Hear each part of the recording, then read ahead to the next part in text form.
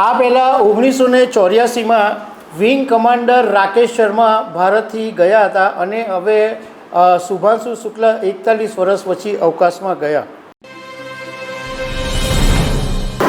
ભારત માટે આજે ગૌરવની ક્ષણ છે, કારણ કે 41 વર્ષ પછી પહેલીવાર કોઈ ભારતીય અવકાશયાત્રી આજે અવકાશમાં ગયા અને ફેલ્કન 9 રોકેટની સાથે જોડાયેલા ડ્રેગનની અંદર ભારતના આ અવકાશયાત્રીએ ઉડાન ભરી અને એમની સાથે બીજા 3 અવકાશયાત્રીઓ પણ છે.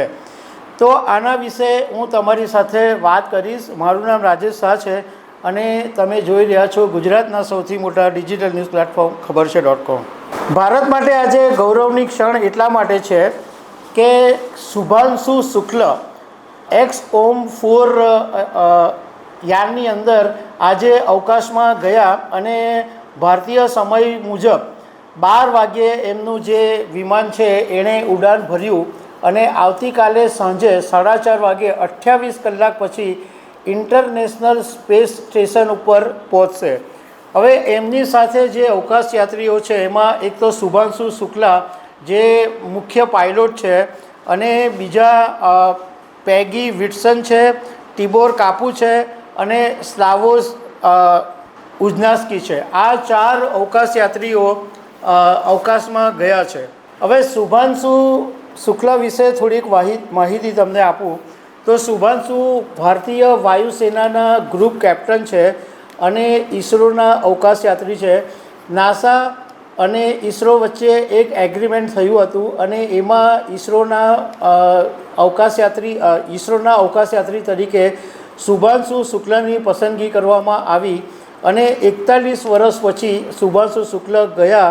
આ પહેલાં 1984માં વિંગ કમાન્ડર રાકેશ શર્મા ભારતથી ગયા હતા અને હવે શુભાંશુ શુક્લ 41 વર્ષ પછી અવકાશમાં ગયા. 25 જૂન એટલે કે આજે ફ્લોરિડાના નાસા કેનેડી સ્પેસ સેન્ટરથી સ્પેસ એક્સના ફાલ્કન 9 રોકેટ અને ડ્રેગન સ્પેસ ક્રાફ્ટ દ્વારા આ લોન્ચ થયું અને થોડી વારમાં રોકેટ અલગ પડી જશે અને ડ્રેગન સ્પેસ ક્રાફ્ટ છે એ ઇન્ટરનેશનલ સ્પેસ સેન્ટરમાં પહોંચશે. હવે ત્યાં જઈને આ જે અવકાશયાન યાત્રીઓ જશે એ લોકોનો હેતુ એ છે કે એક તો અવકાશમાં જઈને રિસર્ચ કરશે, નવી ટેકનોલોજીના ટેસ્ટ કરશે અને શુભાંશુ શુક્લા છે એ ખાદ્ય અને પોષણ સંબંધિત અભ્યાસોનું લીડરશિપ કરશે અને 7 જેટલા માઇક્રોગ્રેવિટી પ્રયોગો પણ હાથ ધરવામાં આવશે. હવે બીજી ઇન્ટરેસ્ટિંગ બાબત એ વાત કરું કે થોડા દિવસ પહેલાં જ શુભાંશુ શુક્લાએ એક પ્રેસ કોન્ફરન્સની અંદર એવું કીધું હતું કે તેઓ જ્યારે અવકાશમાં જશે ત્યારે એમની સાથે ગાજરનો હલવો, મગની દાળનો હલવો અને હંસનું રમકડું લઈ જવાના છે.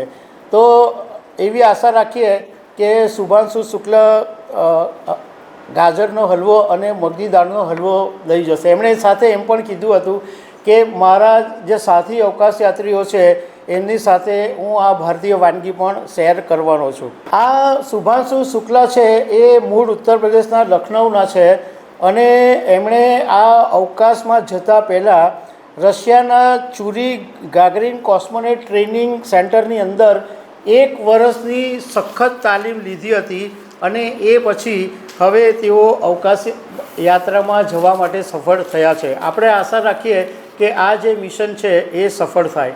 તો દર્શક મિત્રો, આવી અનેક વાતો સાથે અમે તમને મળતા રહીશું. Thank you very much.